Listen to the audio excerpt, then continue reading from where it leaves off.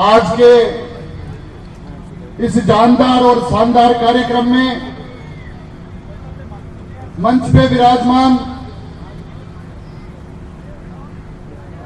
हमारे इस संभाग में प्रभारी श्री विजेंद्र जी पूनिया साहब, हमारे लाडनू के वरिष्ठ और श्रेष्ठ हमारी भारतीय जनता पार्टी के नेता श्रीमान जगदीश सिंह जी, भारतीय सेना के अंदर 35 साल तक अपनी सेवा देकर इस सामाजिक और राजनीतिक क्षेत्र में काम करने के लिए आए हमारे कर्नल प्रताप सिंह जी रोडू, नगर पालिका के पूर्व चेयरमैन प्रतिनिधि श्रीमान जी पारिक साहब, देवाराम जी पटेल साहब, नीमबी के सरपंच एवं मंडल अध्यक्ष नवरत्न जी खीचड़ साहब, भारतीय जनता पार्टी के वरिष्ठ कार्यकर्ता नाथुराम जी कालेरा साहब, डीडवाना से विधानसभा का चुनाव लड़ चुके जितेंद्र जी जोधा साहब और मंच पर विराजमान हमारी पार्टी के श्रेष्ठ और वरिष्ठ पदाधिकारी बंधुओं और मंच के सामने विराजमान अति विशिष्ट कार्यकर्ता बंधुओं, आज ये परिवर्तन संकल्प यात्रा जो राजस्थान की चारों दिशाओं से अश्वमेघ के 4 घोड़ों की तरह निकली है और हमारे यहां जो यात्रा पहुंच रही है वो यात्रा 500 वर्ष पहले सामाजिक समरसता का पाठ पढ़ाने वाले बाबा रामदेव पीर की जन्मस्थली और कर्मस्थली से रवाना हुई और हमारे नागौर जिले के अंदर 3 दिन पहले प्रवेश किया। आज वो यात्रा लाडनू की इस पवित्र धरा पे पहुंच रही है। इस यात्रा के अंदर सबसे बड़ा लक्ष्य जो लिया वो इस राजस्थान की भ्रष्ट और अराजक सरकार को उखाड़कर फेंकने का लिया। साथियों, आप सब जानते हैं कि जुमले और झांसों के आधार पर 4 साल पहले जिस सरकार ने यहां आके हम सब लोगों को बहलाया और हम झांसे में आ गए और उन्होंने 4-4.5 साल तक जो शोषण, जो अत्याचार और जो भ्रष्टता का तांडव मचाया, उस पर हम सब जानते हैं। साथियों, ये गूंगी बहरी और तोती सरकार, मैं गूंगी इसलिए कहता हूं, बहरी इसलिए कहता हूं कि महिलाओं पर अत्याचार किए जाते हैं, दलितों पर अत्याचार किए जाते हैं, सरेआम गुंडा तत्वों द्वारा गोलियां चलाई जा रही है। बहुत सारे आंदोलन करने के बाद भी इनको सुनाई नहीं देता, इसलिए मैं इनको बहरी सरकार कहता हूं। और बड़े बड़े आंदोलन, सचिवालय का घेराव और जनाक्रोश के माध्यम से यदि इनके कानों तक आवाज पहुंचा भी दी जाती है तो ये सरकार बोलती नहीं है, इसलिए मैं इसको गूंगी कहता हूं। और ज्यादा प्रेशर देने के बाद में यदि ये बोल भी जाती है तो क्या बोल रहे हैं समझ में नहीं आता, इसलिए मैं इसको तोती सरकार बोल रहा हूं। साथियों, परिवर्तन संकल्प यात्रा का मुख्य लक्ष्य इस भ्रष्ट और अराजक सरकार को उखाड़ फेंकना है। आज इस संकल्प को लेकर राजस्थान की चारों दिशाओं से जो यात्राएं निकल रही है और संकल्प को सिद्धि तक पहुंचाने के लिए प्रत्येक गांव, प्रत्येक शहर में से यात्रा गुजरकर हर विधानसभा क्षेत्र में हम सबको संबोधित और अपने विचारों से अवगत कराने के लिए आ रही है। साथियों, एक तरफ केंद्र की सरकार जिन्होंने भारत माता को परम वेदों पर पहुंचाने के लिए, जिससे सांस्कृतिक पुनरुत्थान के लिए आप सब जानते हैं कि भव्य राम मंदिर का निर्माण बन रहा है। कुछ लोग कहा करते थे कि राम मंदिर जब बनेगा तो खून की नदियां बह जाएगी, कश्मीर के अंदर धारा 370 लगाई जाएगी तो खून की नदियां बह जाएगी। आज कश्मीर के अंदर 370 भी हट गई और एक मच्छर तक नहीं मरा। और जो लोग कहते थे कि राम मंदिर का निर्माण नहीं हो सकता, उस राम मंदिर के निर्माण ही नहीं, उसमें रामलला के दर्शन की तारीख भी फिक्स हो गई है। यह आपको सुनकर बड़े गर्व की बात होती है। साथियों, सांस्कृतिक पुनरुत्थान के लिए भारत सरकार के संस्कृति मंत्रालय ने जिस प्रकार से काशी विश्वनाथ कॉरिडोर का निर्माण करवाया, जिस प्रकार से उज्जैन में महाकाल के कॉरिडोर का निर्माण कराया, और आपको मैं बता देना चाहता हूं कि बहुत ही जल्दी मथुरा और वृंदावन के अंदर भी आपकी इच्छाओं की पूर्ति होने वाली है।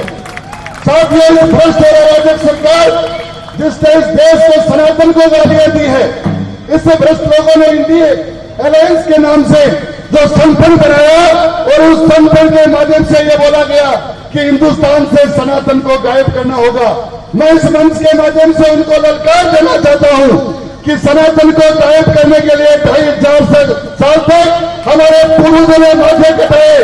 आपके क्या औकात है कि सनातन को आप नष्ट कर दोगे? इस प्रकार से मेरा कहने का मतलब है कि आप ही जैसे अराजक और संस्कृति और सनातन विरोधी लोगों से सावधान रहना। ये फिर आएंगे। इनका एक प्रिंस ऑफ कांग्रेस जो राहुल गांधी इनका राजकुमार है, वो फिर आएगा और न जाने अब की बार कौन सा गाना गाने वाला है। इनके झांसे में मत आना और इनके झांसे में आई हुई जो हमारी सरकार यहां पे इन्होंने बनाई थी, उनके किए गए वादों का हिसाब सुन के लेना है। आपको ध्यान होगा साथियों कि जिस प्रकार से इन्होंने राहत कैंप के नाम से गारंटियां दे रहे हैं, ये गारंटी दे रहे हैं कि सिलेंडर पे 500 रुपए की सब्सिडी दी जाएगी। याद करिए, हमारी भारतीय जनता पार्टी की पिछली सरकार जो बहन बेटियां चूल्हे में फूंक दे के जिनकी आंखें खराब हो गई थी, हमने फ्री सिलेंडर के कनेक्शन दिए और आज ये 500 रुपए हमारी कीमत लगा रहे हैं। 100 रुपए बिजली की यूनिट फ्री करके हमारी इतनी सस्ती कीमत लगा रहे हैं। मैं इस मंच के माध्यम से आपको आह्वान करता हूं साथियों कि उनसे कहना कि हम इतने सस्ते नहीं है कि 500 रुपए की सिलेंडर सब्सिडी में बिक जाए, 100 यूनिट बिजली फ्री के यूनिट में बिक जाए। और मैं आपको बता देना चाहता हूं कि जिस प्रकार इन्होंने किसान भाइयों को 2000 यूनिट फ्री बिजली का झांसा दिया, आज हालात यह हो गई है कि बिजली आती नहीं है। जब बिजली आएगी नहीं तो 100 यूनिट कहां से आएंगे? आज किसान तैयारी कर रहा है कि 2000 यूनिट फ्री का नाम देके हमारी फसलों को इन दुष्टों ने बर्बाद कर दिया। हम कहते हैं कि आप बिजली दीजिए और उसका पैसा दीजिए, नहीं चाहिए हमें 2000 यूनिट फ्री, लेकिन बिजली नहीं आने की वजह से हमारी फसलों का जो नुकसान हो रहा है उसका जिम्मेदार कौन है? आज फसलें बर्बाद हो रही है। इनको पड़ी फ्री में मोबाइल बांटने की। कहां जरूरत है? पूरे हिंदुस्तान के अंदर जितनी कंपनियों के एक्सपायरी मोबाइल थे उनको बांट कर अपने मुख्यमंत्री का प्रचार कर रहे हैं और उन मोबाइल्स के अंदर बहुत सारे मोबाइल तो खराब ही पड़े हैं। इन्होंने कामधेनु योजना के नाम पे हमें बरगलाया, पशुओं के रजिस्ट्रेशन तक की व्यवस्था नहीं है। इन्होंने चिरंजीवी योजना के माध्यम से हम सबको बेवकूफ बनाया। आपको बता देना चाहता हूं कि 25 लाख रुपए का जो झांसा दिया, आप किसी पेशेंट को अस्पताल में ले जाइए, कोई भी अस्पताल में आपको भर्ती नहीं करेगा क्योंकि पिछला पैसा उनका आज भी बकाया है। तो मैं आपको बहुत सारी योजनाएं हैं आपको बताऊं, कृषि कनेक्शन का आपको बताया, घर के लिए 100 यूनिट बिजली का बताया, 500 रुपए सब्सिडी का बताया। एक झांसा और दिया है साथियों कि 100 दिन के अलावा 25 दिन आपको अच्छा रोजगार दिया जाएगा। शहरों के अंदर मनरेगा के माध्यम से काम दिए जाएंगे।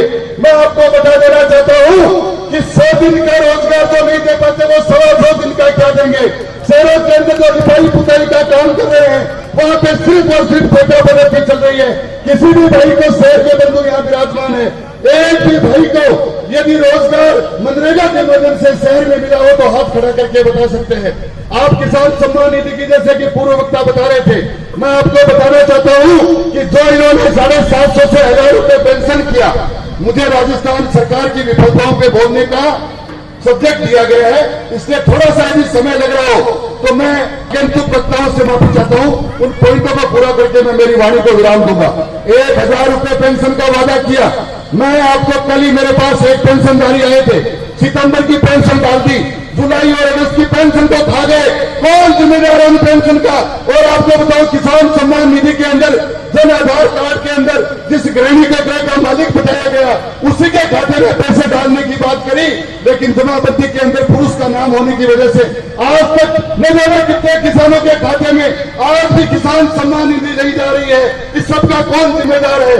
पानी के हर घर जल योजना जिसमें 47,000 करोड़ रुपए केंद्र की सरकार ने हमें दिए, वो कह रहा है प्रत्येक पंचायत के अंदर सरपंच को अलग से दे दिया गया या स्थानीय लोकल बॉडी को अलग से दे दिया गया कि प्रत्येक फाइल से 2-2 हजार रुपए का अवैध कलेक्शन वसूल कर रहे हैं।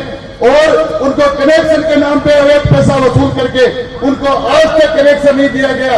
केंद्र सरकार की एक एक योजनाओं को ये लोग अपने आप अपने मैनिपुलेशन करके उसको बदलियां भेंट कर रहे हैं। इसलिए मैं आपको ज्यादा नहीं कहूंगा, इनकी कथाएं गिनाने के लिए पूरा दिन भी कम है। ये दलित विरोधी सरकार है, ये मुस्लिम विरोधी सरकार है। साथियों, मुसलमान भाइयों को मैं यह कहना चाहता हूं कि जो इनके पिछले को बने हुए हैं, क्या महिलाओं के साथ में जिनका 3 तलाक के नाम पे हवाला हुआ करता था, आज कश्मीर के अंदर ताजिए निकल रहे हैं अंबेडकर जी के नाम पे लोग वोट बटोरे। लेकिन मैं आपको बता देना चाहता हूं कि उसी अंबेडकर साहब को 2 चुनाव इन लोगों ने हराए। उसी अंबेडकर जी के पंचतीर्थ हमारे प्रधानमंत्री नरेंद्र मोदी ने बनाए और अंबेडकर जी द्वारा बनाए गए संविधान को हाथी पर सवार करके पूरे गुजरात में जब वो सीएम थे तो उसकी यात्रा निकाली। आज 70 साल में एक उदाहरण बता दिए कि जिसपे इन्होंने दलितों का और मुस्लिमों का भला किया हो। इसलिए मेरे साथियों, मेरे लाडू के मिनको मैं आपको सचेत कर रहा हूं कि याद रखना, ये झांसेबाज फिर आएंगे, इस सरकार को उखाड़ के वहां फेंक देना है जो कम से कम 20-25 साल तक इधर मुंह करने की हिम्मत भी नहीं करे।